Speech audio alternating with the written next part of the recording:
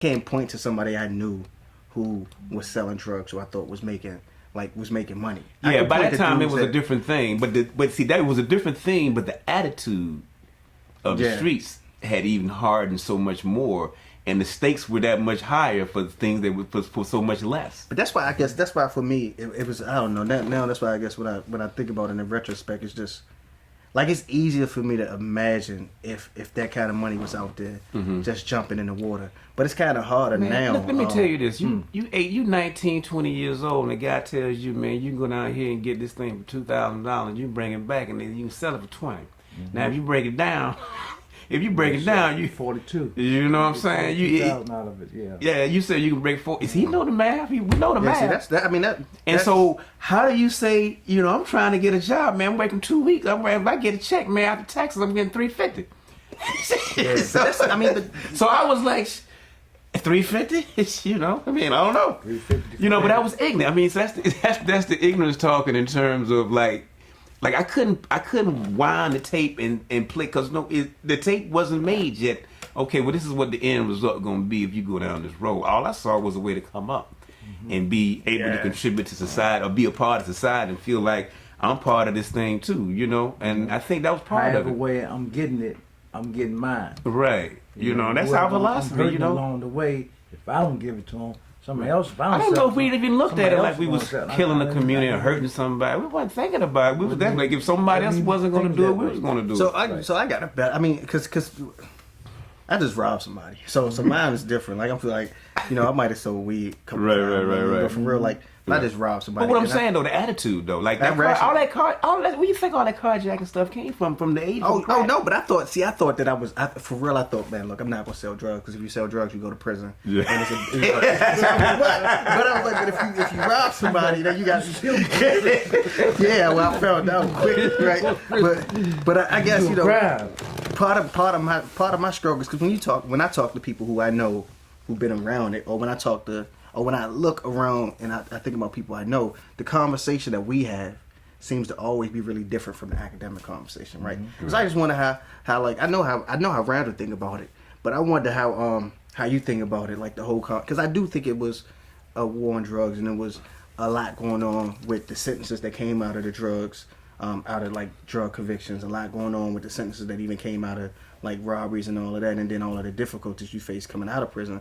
But I just wonder, how do you assess like our role in everything that happened, given that there is personal responsibility, right? But how do you think about that in the context of the decisions?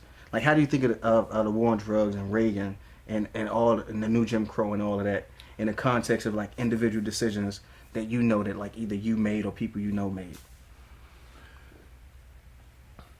You rob somebody and you go to court, you get time for it. Someone say I'm doing what I'm doing and never was caught never caught red-handed.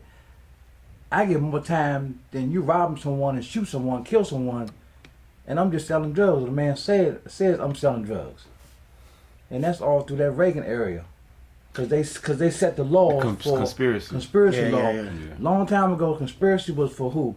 The mob, right? The mafia, right? It trickled on down to the low-level drug dealers, the big-time drug dealers. Whatever level you're on a drug dealer, you in a conspiracy. If you and I sitting there thinking about, but we not just for the record. No. Not. Right. What they call attempt. Right.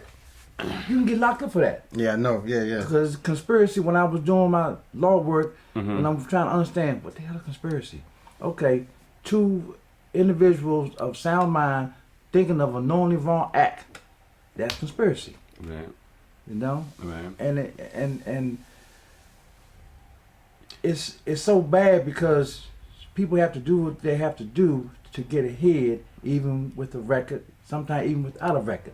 So somebody made you put a number on it, right? Or somebody made you put a number on it. What number? Like people ask me all the time, well, what do you think should have happened to you? You said you did it. Like, what do you think should have happened? And I mean, that's a question I struggle with. Yeah, I always think of that too. I don't, and I guess I let Gary speak for in terms of personal responsibility. That's something I want to ask you too about personal responsibility. I'm in law school too. Conspiracy is absurd. Like we sat in class and talked. I mean, conspiracy is the most absurd thing that I've ever discussed in law school.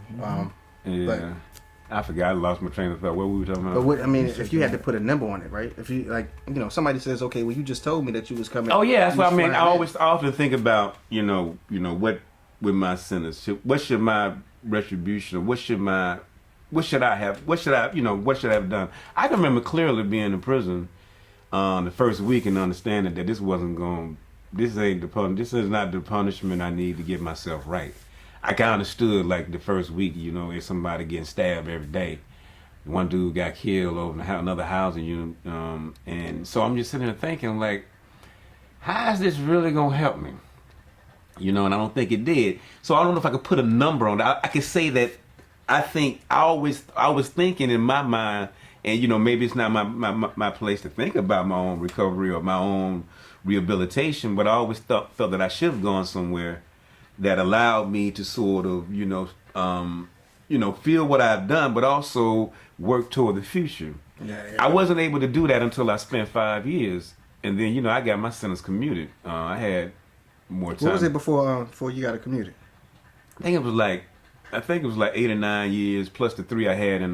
Did you say 8 or 9 or 89? 8 or 9. Yeah. 8. I think it was 8 years plus the 3, so it was like 11. Yeah. Because I had 3 back up in Virginia.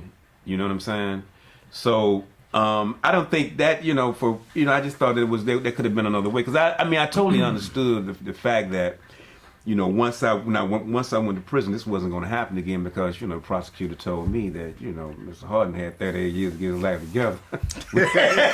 We don't think he should be doing nothing but stand. And he talked about me so bad, man. I just felt bad. I'm like, damn, is that me? He was like, he ain't done nothing, you know what I mean? Why are we gonna give this guy a second chance at anything? Mm-hmm. And so for me right there, I was like, God damn, that's how they really think about you. Yeah. They don't care about you. They don't care about you. And so I understood then, man, I had to really change my life. But I don't know. And coming back to Gary, looking back, what kind of regret do you have? I mean, what kind of regret do you have, man, after you've gone, we chose that lifestyle. The highs and the lows, the time. You did more time than I did. How much time did you do all total?